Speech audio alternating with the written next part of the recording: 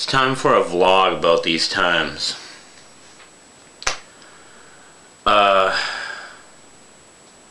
just surprised how much everybody is in a delusion out there. And people, I sound like a crackpot to people. And it's so sad because I'm one of the few types of people who could actually make progress in this world if I ever got any viable chance to do so. I mean, but the way the currency and the economy is, I'm right on a hand-to-mouth existence, and I work pretty fucking hard, you know, and that's sad. And I work pretty good hours for how much pay I get, and I struggle. But I'm an ascetic too, so I'm happy about. I would struggle anyway, but I struggle even more, and it's because my community is struggling too, and they're not accustomed to it. They react to it. I actually think, I use my brain a lot. I think, I process information, I make my own decision. I am not directed by anyone. In fact, I fear being directed. I believe that I'm directed by the providence of the collective. That's how I direct myself. And I can't, I see a lot of people out there just reacting. They're not thinking at all. And they've got all the power and all the money. And there's somebody that's got more money out there making sure those few people are getting the money that react. In a kind of a operant conditioning sense. And they've got me on the classical conditioning sense, but then it doesn't work on me because I'm an ascetic, but it's working on the rest of the population. They get punished for questioning, for being their own person, for not stepping in line immediately, for being compliant, for being non-questioning. There's a whole population out there, and they'll get punished. That's classical conditioning, to get punished for not being in line with the way things are. And I am so ashamed of my human species.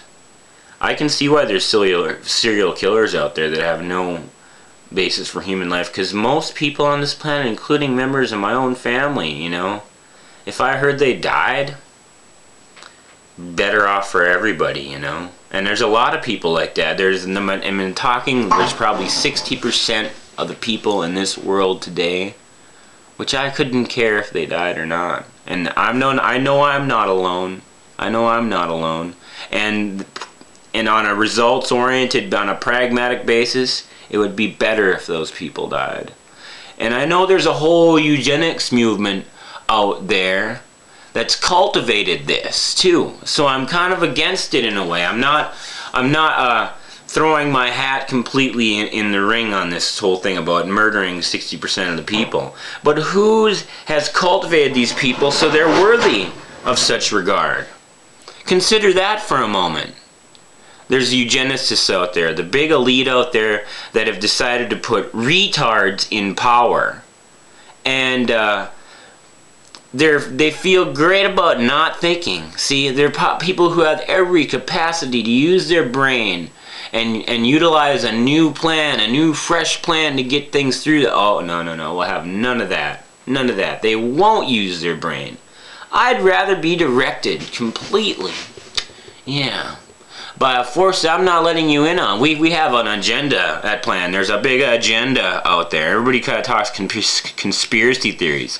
They are a carefully placed weak opposition. They're what I call agents provocateur, that are just there to get people's minds twisted up into something that's not gonna, so they're gonna be a weak opposition. So all you people out there, you think you're against the man and you're working for the cause, you're actually working for the man by being that way.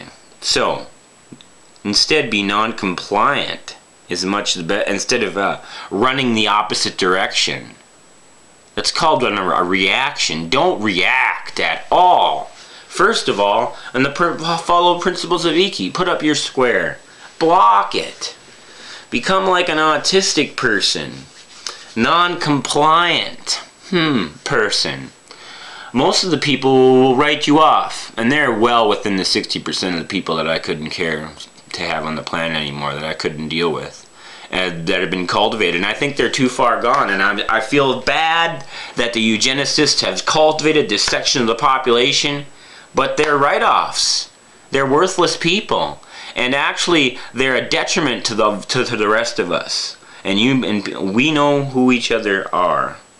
We see each other, and one of these days we're all gonna